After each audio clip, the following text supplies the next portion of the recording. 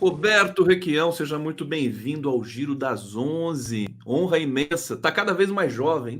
O que você faz, Requião? Você toma chimarrão? É isso que deixa você assim com esse ar Eu não, jovial? eu não perco tempo com besteira. Aliás, Conde, Daiane, um abração. Eu estava assistindo os seus entrevistados, gostei muito deles, mas eu pensava aqui no Ramon de Osório, com aquela frase célebre, que foi repetida na América Latina pelo Couturi, que era o grande jurista uruguaio. Todo depende del color del cristal com que se mira. É a visão múltipla que eu tenho do Chile. Eu não sou um cínico com a vitória do Boric, mas eu sou um cético. Eu não vejo a coisa andando assim como eu sonharia que fosse. E eu já fui meio chileno, viu? Na época da ditadura, eu morei no Chile há algum tempo. E a crítica também do pacote das benesses, a coisa não é bem assim.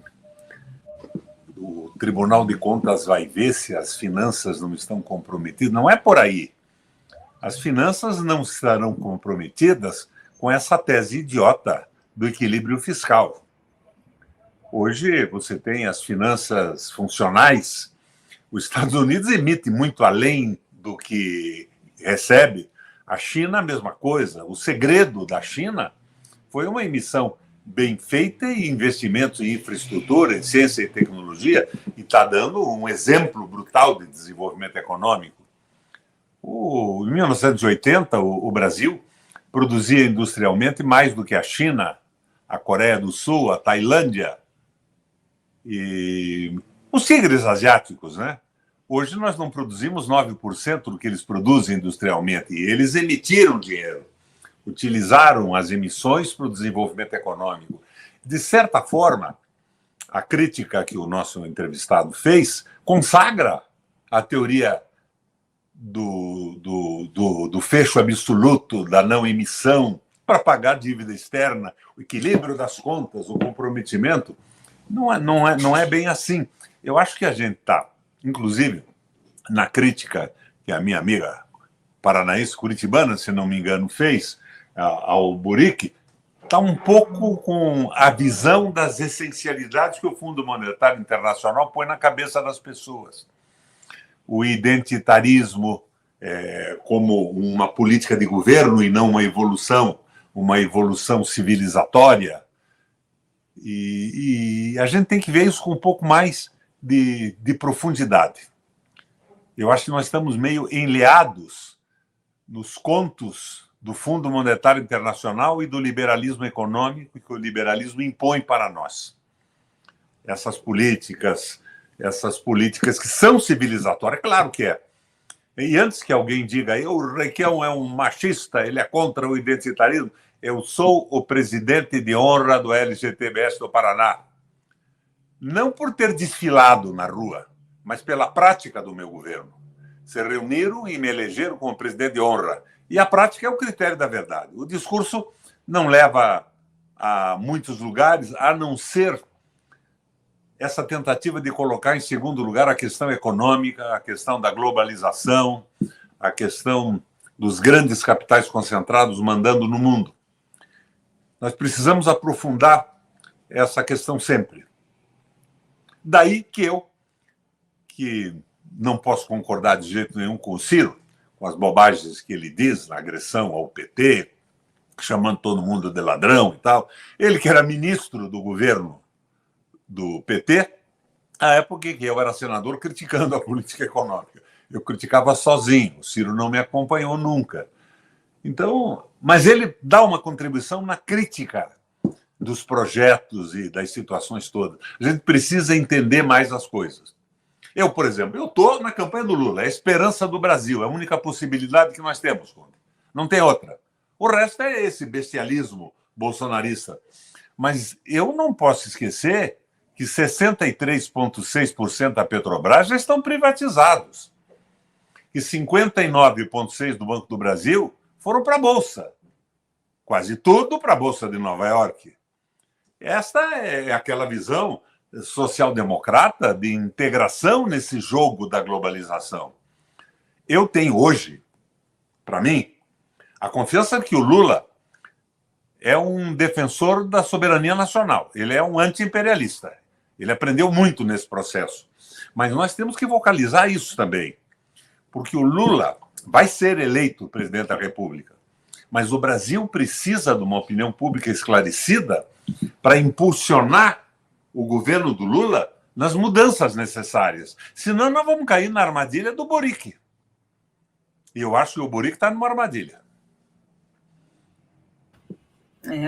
Queria puxar esse gancho que você nos traz, Requião, justamente pegando aqui um pouco sobre o papel da mídia. A gente tratou disso aqui na abertura do programa, na conversa aqui entre eu e o Conde, falando que a mídia trata o Bolsonaro ainda com um olhar ainda com um certo afago, né? Faz a crítica, condena certas coisas, mas entre o Lula e entre Bolsonaro, a mídia ainda faz um jogo, parte dela, pelo menos, um jogo a favor do Bolsonaro para tentar cavar essa terceira via.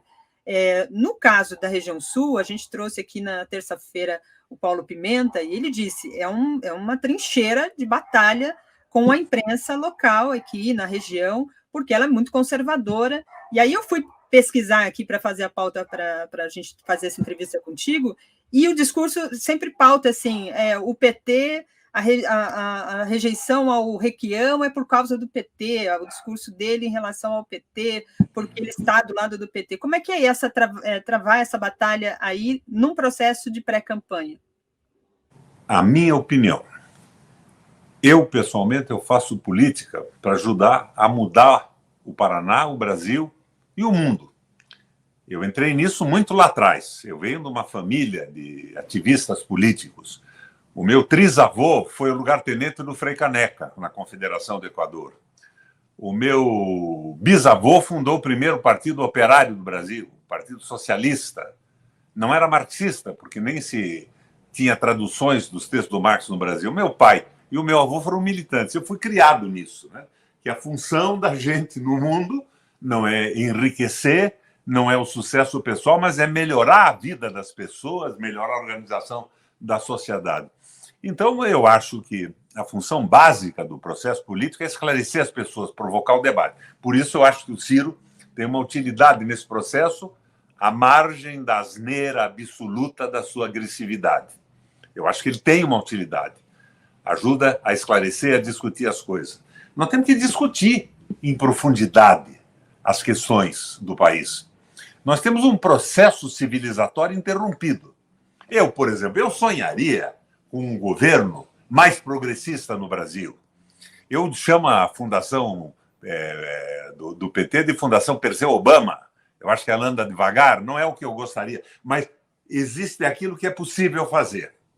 Conde, você que é filósofo, é o ato eficiente, o ato aristotélico. É aquilo que a gente pode fazer em determinado momento, sem temeridades que invalidam o que a gente faz e inviabilizem, e sem a covardia da aliança com os adversários. Para mim, o adversário é o capital financeiro.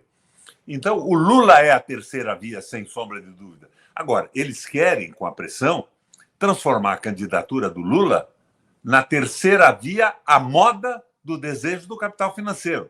Não vão conseguir isso.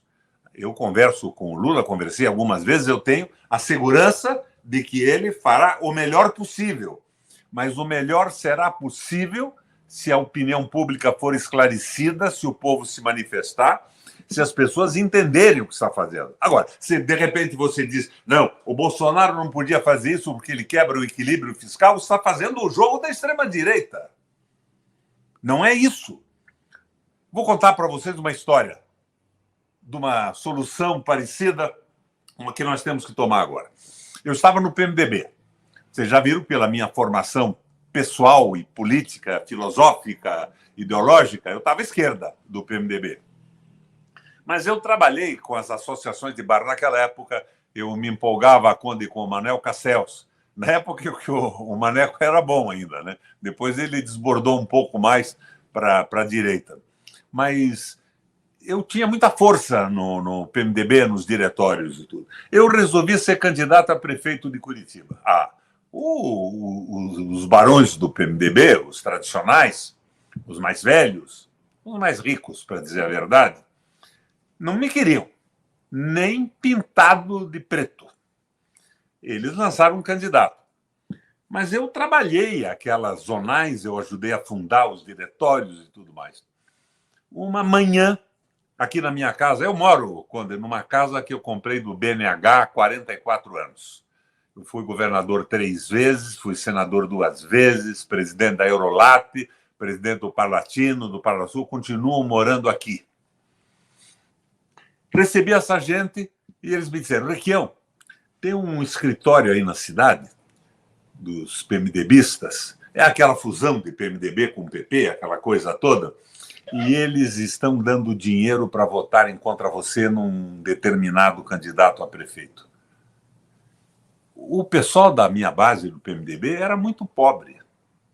Os meus amigos em Curitiba eram os trabalhadores, os pobres, era onde eu circulava, era onde eu fazia política, era com quem eu convivia. E eu fiquei pensando se esse pessoal vai acabar vendendo o voto.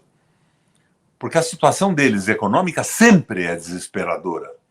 Então, me surgiu uma ideia iluminada. Eu disse o seguinte: companheiros, vamos fazer uma treta com esses caras, vamos fazer uma traquinagem. O que, Requião? Se eu arranjo emprestado aí umas 3 ou 4 combis, vocês me ajudam, vocês pegam os delegados, põem dentro da Kombi e levam no escritório dos famosos que estão comprando voto. E eu estou com grande dificuldade para lançar minha candidatura porque eu não tenho dinheiro.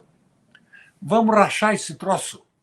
Vocês vão lá, pegam o dinheiro, vocês trazem a metade para mim aqui. Eu estava com uma mesa de vidro na sala da minha casa, nós pomos aqui em cima dessa mesa, no fim do dia nós contabilizamos, vocês ficam com a metade e eu fico com a outra metade para começar essa campanha que nós queremos fazer, que surgiu no movimento de associação de bairro, na resistência à exploração do povo da periferia e tal.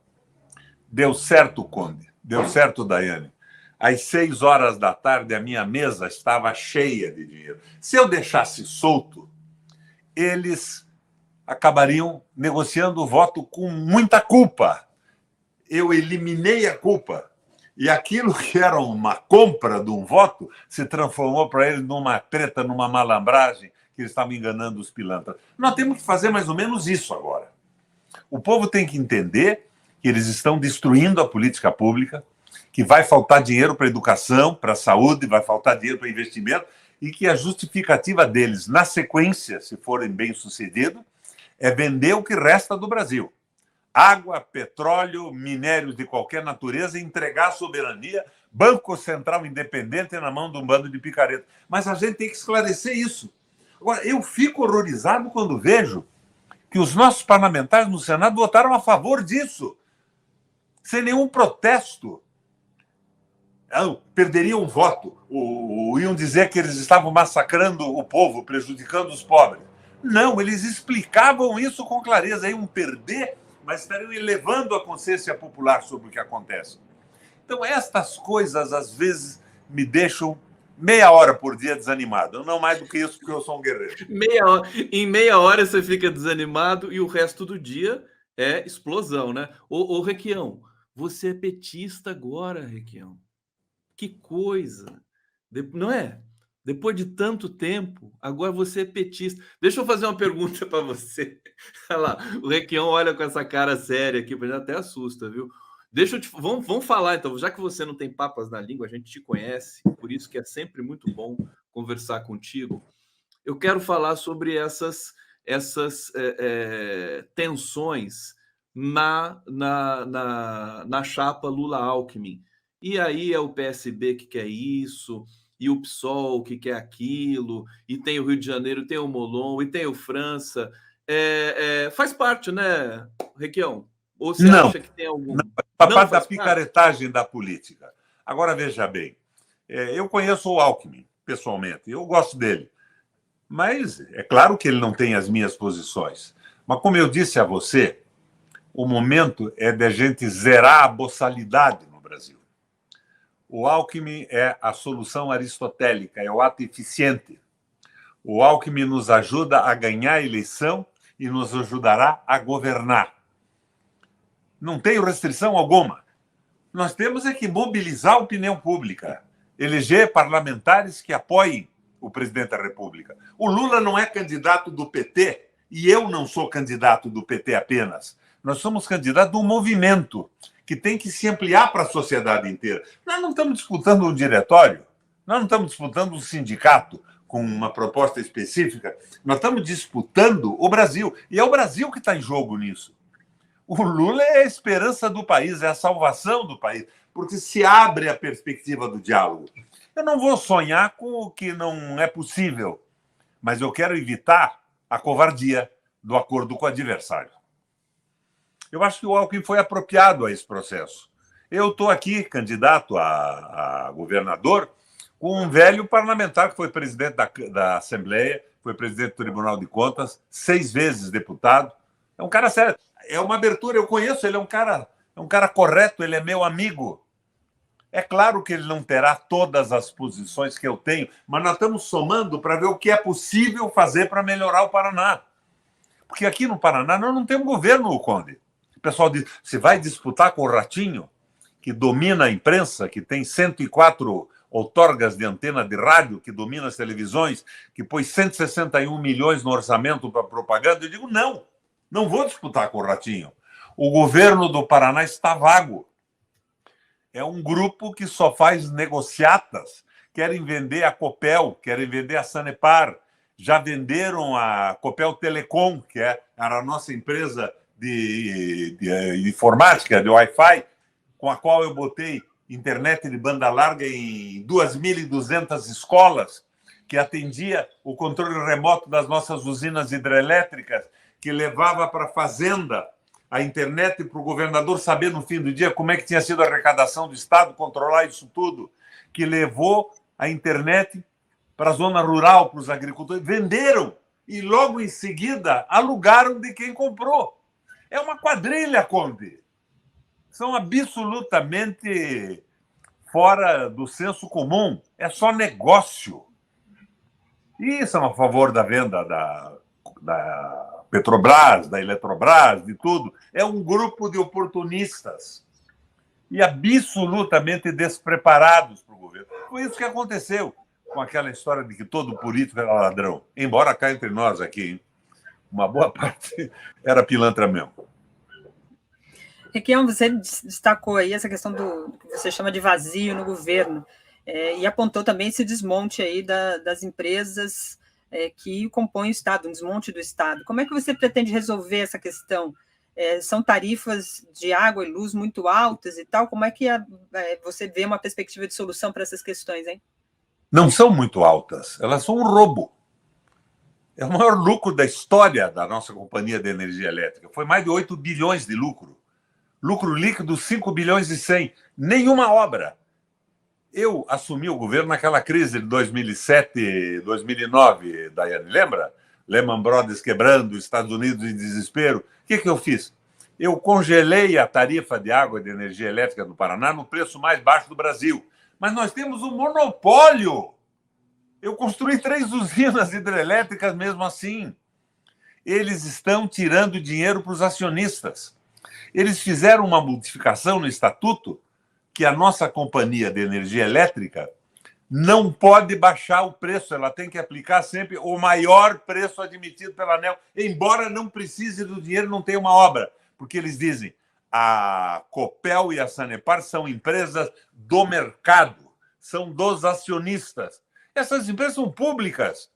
Era o erro básico daquela visão que levou a vender ações da Copel, da Petrobras e do Banco do Brasil, de que o Estado comandaria com a Golden Share e com a maioria das ações ordinárias o caminho dessas empresas. Não é assim. Agora, para vocês não me imaginarem o requeão radical que vendem por aí, eu sempre achei que uma pequena parte das ações de uma empresa pública podia ser privada, para ajudar a conter o corporativismo interno e os exageros. Uma fiscalização importante e necessária, mas pequena. Não 63%, nem 49,6%. Eu acho que nós temos que começar a pensar nisso, mas ninguém discute isso. Não vamos discutir. E, de repente, me aparece um apedeuta aí dizendo, não vamos discutir o Banco Central independente. Então, não vamos discutir mais nada. Porque o Banco Central, na mão do mercado financeiro e dos banqueiros, impedirá qualquer política de desenvolvimento do Brasil. Nós temos que estabelecer uma contenção disso. Agora, eu não estou dizendo a você que eu vou propor a estatização da banca privada, eu não sou idiota. Mas nós precisamos ter um programa de desenvolvimento do Brasil e a condução da política econômica paralelamente a isso. Porque daí nós vamos crescer. Nós vamos fazer o que fez os Estados Unidos e o que fez a China. Política para a elevação do nível de industrialização, tecnológico, salarial e tudo mais. O governo tem que ter, de uma forma rasteira e simples, identidade com o povo. Tem que ter um grupo que não seja um grupo de moleques atrás de empregos públicos e de enriquecimento. Fraternidade, amor pelas pessoas, e inteligência e experiência. Por que eu sou governador do Paraná? Da altura aqui dos meus 81 anos, muito bem vividos. Porque a experiência que eu tenho me dá a consciência que eu posso consertar esse Estado e posso dar um exemplo para o Brasil nas políticas públicas. Aliás, como eu já dei, eu tinha 320 programas populares no meu governo. Energia de graça para os mais pobres. Energia com 75% de desconto para irrigação noturna. Distribui tratores para mecanizar a agricultura. Fundo de aval garantindo empréstimo sem a garantia da terra de pessoas que jamais tinham conseguido fazer um inventário numa família antiga no interior. Eu mexi com o Paraná, eu reverti o êxodo rural. Agora, com as limitações de quem é governo do Estado, que não tem condução da política econômica. Mas, outra vez, teremos dificuldade, mas teremos a voz para ajudar o Lula a avançar. Olha a energia do Roberto Requião, né? Olha só a intensidade. Requião, deixa eu trazer aqui comentários. Aristides Bartolomeu Novaes. Na esquerda, como o senhor sempre faz, apenas Lula fala desses problemas. Penso que muita gente corre do problema e não vem às claras. Rita Vasques. Gosto muito do senhor Requião, gosto de homens inteligentes, educados, diplomáticos e sabem para onde querem ir, têm ideologias alicerçadas. Torço para que o senhor coloque o Paraná em equilíbrio. Tanta coisa que a gente gostaria de perguntar para você, Requião, mas não resisto a perguntar da situação do Sérgio Moro aí, porque ele tentou fraudar o domicílio eleitoral em São Paulo, aí foi enviado de novo aí para o Paraná, e já saíram algumas pesquisas dizendo que ele não está com essa bola toda, perde para o Álvaro Dias no Senado, e está lá atrás também na pesquisa do governador. E o destino do Moro? Será que vai ter debate com o Moro, Requião? Quando o Moro fez a transferência para a União Brasil de São Paulo, ele saiu do Podemos. Quando anularam a situação dele lá, ele tinha saído do Podemos. Então ele não tem domicílio eleitoral no Paraná. Agora, não se preocupe com o Moro. Você sabe que eu fui quem levou o Moro no Senado para explicar a Lava Jato no começo. Eu achava bacana, ele está batendo nos ladrões. Claro que nós queremos acabar com o ladrão. Eu estou no PT, tem uma base porreta. A base do PT, os deputados do PT são de primeira qualidade aqui no Paraná e no resto do Brasil. Agora, você não vai esperar que eu defenda o Palocci no seu programa. Ladrão de dinheiro público é na cadeia.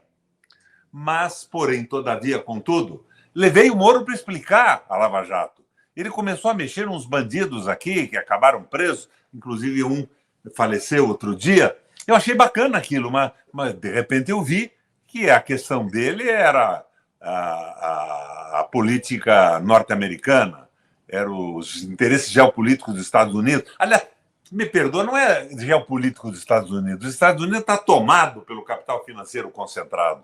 O povo americano hoje é vítima do imperialismo do capital, que não é nem o capitalismo comum mais, né? É o capital financeiro, que não produz um botão, um sapato, a peça de uma máquina, que vive da ciranda financeira e desse jogo malandro de tomar conta de empresas estatais monopolistas, por exemplo, subindo tarifas como faz aqui no Paraná, e como o raio da Petrobras está fazendo no Brasil. Como é possível que o Brasil não saiba que o problema do preço do combustível é a paridade internacional de preço? Não é possível que não entendam isso.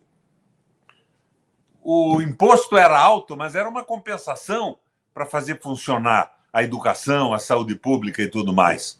Agora, eles baixam o imposto para garantir o lucro dos acionistas.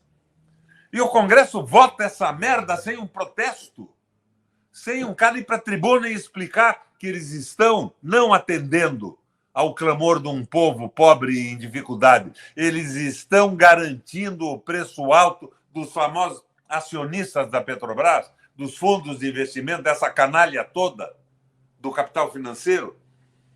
Então é isso. O Moro tem assegurado o seu futuro. Ele vai ser gerente do McDonald's em Miami.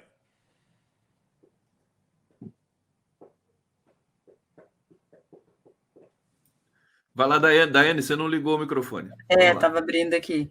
Requião, queria falar... Daiane, você está tão tristinha aí hoje, o que é? Não estou triste, não, estou te ouvindo atentamente, não é tristeza, não, é muita alegria aqui ter você, sempre bom te ouvir. Requião, o Bolsonaro, na reunião ministerial, voltou a falar em não aceitar o resultado das eleições. Braga Neto, nas semanas que passaram, aí também fez uma declaração nesse sentido. Você há pouco falou sobre esse comportamento do parlamento, do Senado, da Câmara, diante de situações tão aberrantes assim, ao país, à democracia. Você prestou grandes serviços ao país, tanto no Paraná, mas também no parlamento, puxando muita frente de luta, de resistência e de crítica, nesse sempre ponto da crítica que você fazia. O que você acha que falta no parlamento hoje, diante desses arroubos golpistas que nós temos, hein? Falta inteligência. Agora, veja bem, eu fui governador do Paraná 3 vezes. O pessoal diz, não, tem que negociar com o Centrão, com isso, com aquilo. Eu nunca negociei, Daiane. Eu nunca nomeei um secretário, um cargo em comissão, ou liberei uma verba a pedido de um deputado para negociar uma votação. Como eu nunca fiz isso, eu nunca precisei fazer. Eu ganhei as votações porque eu jogava um projeto, por exemplo, de ampliação e de construção de escolas no Paraná. Fazia um estudo do sistema todo, tecnicamente. Vamos fazer 500 escolas novas para 1.200 alunos, cada uma no mínimo. Eu comunicava ao parlamento, mandava o projeto e eles votavam.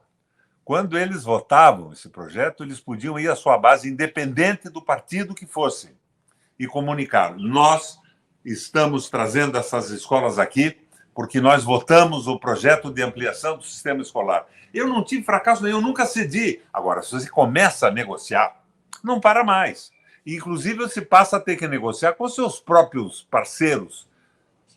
Afinidades ideológicas são dispensáveis, porque eles dizem, não, se você está dando um favor, nomeando um cargo em comissão, mandando uma dúzia de ambulância para o fulano entregar, eu também quero, senão eu vou perder a próxima eleição. A prática está errada.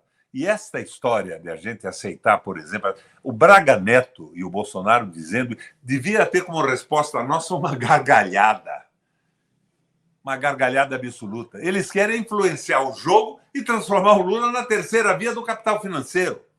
Porque você sabe que eles não têm força alguma. O capital financeiro, o mercado, tudo isso pode abalar alguma coisa. Este é um jogo, o jogo do fascismo no Brasil. Temos que nos livrar do fascismo, então qualquer coisa serve. Não, não serve. Nós temos que ter posição correta e esclarecida. Nós não podemos radicalizar. É o ato aristotélico, o ato meio, o ato eficiente. Sem covardia e sem temeridade, mas com firmeza. Firmeza absoluta. Alguém me explica por que o Gabrielli resolveu aumentar as ações privadas da Petrobras? Se o Henrique começou, o Gabrielli continuou. Para que serviu isso? O governo tem a Golden Share. Onde é que está a Golden Share? Que Golden Share é essa? O CAD não deixa a Petrobras baixar o preço. Por quê? Porque o CAD defende os importadores de gasolina dos Estados Unidos. Se a Petrobras baixar, está prejudicando o mercado à livre concorrência. Vão, com o perdão da palavra, é o meu momento Ciro Gomes aqui, Conde, vão à puta que pariu. Ai, Roberto Requião aqui no Giro das 11. Olha, tem comentários aqui. Antes de eu fazer uma questão para o Requião, Luiz Benevides. Copel era referência até para quem não morava no Paraná. Meu técnico de computador ficou anos usando o serviço deles para medir a internet dos clientes. Olha só que bacana aqui. Hussein Brasil está perguntando: Requião, como humilhar Bozo nas eleições do Paraná? Ele já não quer nem falar do Moro mais, né? Aliás, não, ele está falando do Bozo aqui, não é o Moro, é o Bozo. Carlos Augusto de Bones Cruz, governador, o senhor, quando senador, avisava que quem comprasse as estatais perderia o dinheiro, pois ilegal. Haveria suas estatizações novamente. O que dizer agora? Está aí uma questão que eu não vou nem acrescentar mais nada. Requião, está com você.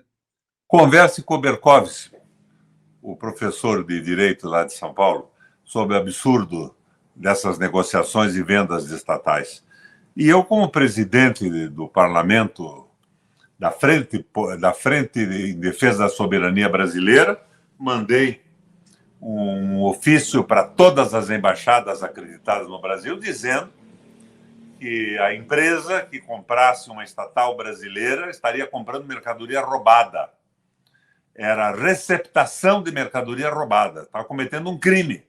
E que isso reverteria ao Brasil, conforme as nossas necessidades de desenvolvimento e nacionais, sem pedir desculpa, que eles teriam que devolver. É a posição que eu tenho até hoje. E aqui no Paraná, qual é a dificuldade que eu tenho hoje? Você gosta de coisas sinceras? Eu fui governador 3 vezes. Eu tinha mais de 80% de aprovação no governo. Mas eu fiquei 10 anos fora do Brasil. Eu presidi a seção brasileira da Eurolab, do Parlatino e do Parlasul, e fui o último presidente, no fim do meu mandato, da Eurolat, Parlamento Europeu Latino-Americano. Minha sede era Bruxelas, na Bélgica. Eu me afastei um pouco do Paraná. Esses caras montaram um monopólio de comunicação. Quando eu fui governador, pela primeira vez, eu recebi o meu secretário de comunicação com um recado. Olha, o pessoal da televisão mandou dizer que ou você repete a despesa do Jaime Lerner, que é o governador que me antecedeu, com comunicação, ou você vai apanhar de manhã, de tarde e de noite. O que foi que eu fiz, Conde? Eu mudei o orçamento do Estado e tirei todo o dinheiro da comunicação privada e comecei a me comunicar pela Paraná Educativa, nossa televisão. E, evidente, utilizando a rede quando havia uma comunicação de interesse social. Acabei com a grana deles. Liquidei a possibilidade deles sobreviverem como nababos à custa do Estado. Então, eles não gostam de mim. Eu, às vezes, marco uma entrevista numa rádio do interior às 5 horas da tarde, às 4h30 me ligam. Olha, Requião, me desculpa, tivemos um problema técnico, não vamos poder pôr no ar. É a Secretaria de Comunicação do governo pressionando as rádios. E esse pessoal todo semi-acovardado nessa indefinição política que o Brasil tem, eles têm medo de tudo. Então, a minha dificuldade é comunicação. Eu, por exemplo, eu não tenho dinheiro para impulsionar um Facebook. E eu estou com uma máquina que botou no orçamento do Estado 161 milhões para propaganda. Nós temos que superar isso. Estou com o PT porreta junto comigo. Por que você entrou no PT? Você saiu do PMDB por quê? Eu não saí do PMDB, Conde. Foi o PMDB que saiu de mim. Eu sou fundador do PMDB. Eu fui um dos redatores da Carta de Princípios Nacional. O PMDB é o Partido das Classes Populares, desligados das decisões do grande capital. O PMDB é o Partido das Mulheres, dos funcionários públicos, do povo e dos trabalhadores. É o que diz o Papa Francisco hoje. O capital não pode comandar o mundo acima da felicidade das pessoas. O PMDB saiu de mim, aderiu ao rato. Está aí apoiando o aumento de tarifa de água e de luz, arranjando empreguinho em secretarias. Perdeu a vergonha na cara, eu fui embora. E o PT trabalhava comigo há muito tempo. A minha militância é petista. E não é uma petista tradicional, porque eu estou com uma militância, diria, mais informada, mais à esquerda desse processo. O Lula deve ter falado para você assim: você sempre foi petista, né, Requião? Na hora que você foi lá se filiar, né? Não falou?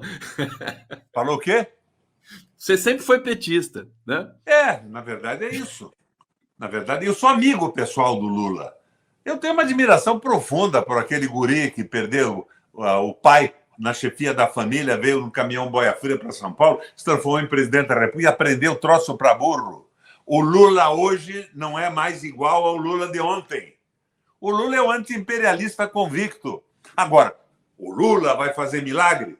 Se nós viabilizarmos com a elevação do nível intelectual do povo e de compreensão da economia, o milagre.